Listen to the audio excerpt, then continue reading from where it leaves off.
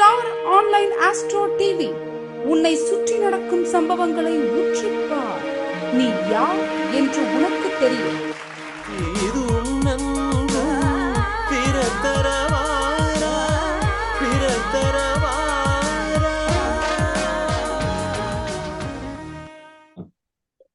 வணக்கம். வாழ்க வையகம், வாழ்க வையகம், வாழ்க வளமுடன். குரு வாழ்க, குருவே துணை. தர்மசாஸ்தா ஜோதிட வித்யாலயா மற்றும் ஆன்லைன் அஸ்ட்ரோ டிவி இணைந்து வழங்கும் வாரம் ஆரவாரம் நிகழ்ச்சிக்கு நான் பங்கு கொள்வதில் பெருமிதம் அடைகிறேன். இது எனக்கு வாய்ப்பளித்த தர்மசாஸ்தா ஜோதிட நிறுவனர் மணிகண்டராஜா ஐயா அவர்களுக்கு வணக்கத்தையும் நன்றியும் தெரிவித்துக் கொள்கிறேன். மற்றும் நிகழ்ச்சியை எல்லா பக்கமும் கொண்டு சேர்க்கிற திரு முத்துப்பாண்டி ஐயா அவர்களுக்கும் எனது மனமார்ந்த வணக்கத்தையும் நன்றியும் தெரிவித்துக் கொள்கிறேன். மற்றும் தர்மசாஸ்தா இயங்கிட்டு இருக்கிறதுக்கு, வெற்றிகரமா இயங்குறதுக்கு காரணமா இருக்கிற நிர்வாக குழு இயக்குநர்கள் பிளஸ் அவர் கூட பயணிக்கிற எல்லாத்துக்கும் வணக்கத்தையும் வைத்துக் கொண்டு நன்றியும் தெரிவித்துக் கொண்டு எனது தாய் தந்தை குருமார்கள் அனைவருக்கும் எனது வணக்கத்தை தெரிவித்துக் கொள்கிறேன். இங்கு ஆவலுடன் வந்திருக்கும் ஜோதிட ஆர்வர்களுக்கும் ஜோதிட ஆசான்களுக்கும் எனது மாலை நேரத்து வணக்கம். இப்போ எனக்கு கொடுத்திருக்கிற டாபிக் 27 நட்சத்திரங்களின் குணமும் வழிபாட்டு முறைகளும் பார்க்க போறோம். 27 நட்சத்திரங்கள் பார்க்க போறோம். அதுல 27 நட்சத்திரங்கள் இருக்குது. அந்த 27 நட்சத்திரங்கள் பத்தி நம்ம முழுசா தெரிஞ்சுக்கணும். ஏன்னா இப்ப நம்ம கிட்ட ஒரு ஜோதிடம் பார்க்க வராங்கன்னு சொல்லி சொன்னோம்னா நம்ம பலன்கள் வரவங்களுக்கு ஒரு 5-6 பாயிண்டாவது கரெக்டா சொல்லணும்னா அதுல கண்டிப்பா இந்த நட்சத்திர பலன்கள் கண்டிப்பா இருக்குங்கிறது என்னோட நம்பிக்கை. ஏன்னா நாம் இது வரைக்கும் சொல்லி யாருக்கும் மிஸ் ஆனதில்லை. அவங்களுக்கு அப்பதான் ஒரு நம்பிக்கை வரும். வரவங்களுக்கு ஏதாவது ஒரு விஷயம் கரெக்டா சொல்லும் பொழுதுதான் இந்த ஜோதிடத்தின் மீது ஒரு அளவு கடந்த ஒரு நம்பிக்கை வரும். நம்மளுக்கும் நாம ஒரு 2-3 பாயிண்ட் 4 பாயிண்ட் கரெக்டா சொல்லும் பொழுது, சில லக்கண பாயிண்ட் சொல்லும் பொழுது, திசாபுத்தி பாயிண்ட் எல்லாமே சேர்த்து சொல்லும் பொழுது இந்த நட்சத்திரங்கள் பத்தி சொன்னாதான் அது முழுமை பெறுது, கரெக்டாகவும் இருக்கு. அப்போ இந்த நட்சத்திரங்களை பத்தி நம்ம என்னென்ன இருக்குன்னு நம்ம தெரிஞ்சுக்கிட்டோம்னாவே நம்ம வரக்கூடிய வாடிக்கையாளர்களுக்கு எளிதான முறையில நம்ம பலனை சொல்லிடலாம் அப்படிங்கிறது என்னோட கருத்து.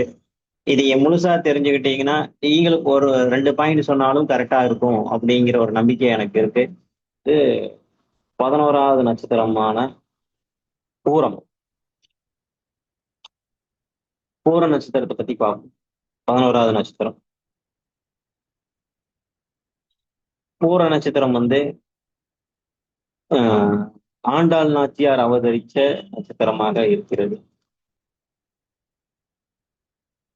செவ்வாய் தர்ம பதிவை பெற்ற நட்சத்திரமாக இந்த பூரம் இருக்கு.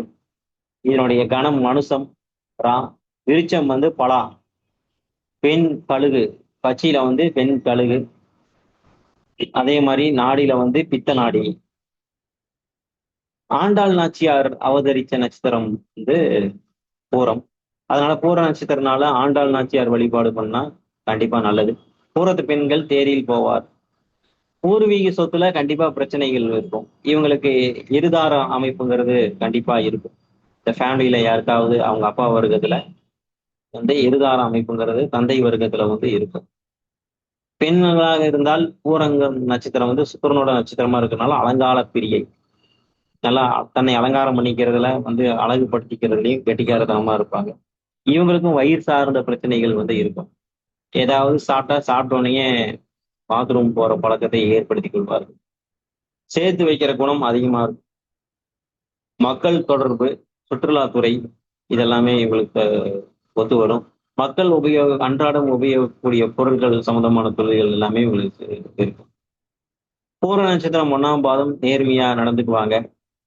2வது நட்சத்திர பாதம் வியாபார ஈடுபாடு அதிகமா இருக்கும். 3ஆம் பாதம் நேர்மை, பேர், புகழ் உண்டு. அதே மாதிரி 4ஆம் பாதம் பிடிவாத குணம், போர் குணங்கிறது இருக்கும். பாமன் சாமி வழிபாடு, பாமன் சாமி ஜீவசமாதி வழிபாடு பண்றது ரொம்ப நல்லது. இவங்களுடைய கோபம்லாம் தனக்கு கீழே இருக்கிறவங்க கிட்ட, தன்னை விட வலிமையா இருக்கிறவங்க கிட்ட தான் போய் காமிப்பாங்க. இவங்க மனசுல ஆனா எதையும் வச்சுக்க மாட்டாங்க, எந்த ரகசியம் இருக்காது. இவங்களுக்கு சகோதரங்கிற உறவு ஒத்து வராது. ஏன்னா செவ்வாயோட கர்ம பதிவை பெற்றிருக்கிறதுனால சகோதர இணக்கம் சரி வராது. அதே மாதிரி எப்ப பார்த்தாலும் நம்மளுக்கு அம்மா அப்பா எதுவும் நம்மளுக்கு சேர்த்து வைக்கல, நம்மளுக்குன்னு எதையும் சொத்து சேர்க்கலைங்கிற அது ஒரு குறையாவே சொல்லிட்டு இருப்பாங்க. தன்னுடைய பாரம்பரியத்தை கண்டிப்பா காப்பாத்துவாங்க. உடல் நிலையில போதிய அக்கறை அப்படிங்கிறது இருக்காது. இவங்களுக்கான கோயில் ஸ்ரீ ஹரி திரீஸ்வரர், ஸ்ரீ ஹரி திரீஸ்வரர், புதுக்கோட்டை. நட்சத்திர கோயில் புதுக்கோட்டை. பூரம் நட்சத்திர நாள்ல ஆண்டாள் கோயில் போறது, பெருமாள் கோயில் போறது செஞ்சாங்கன்னா ரொம்ப ஒரு வளர்ச்சி ஏற்படுத்தி கொடுக்கும். அடுத்த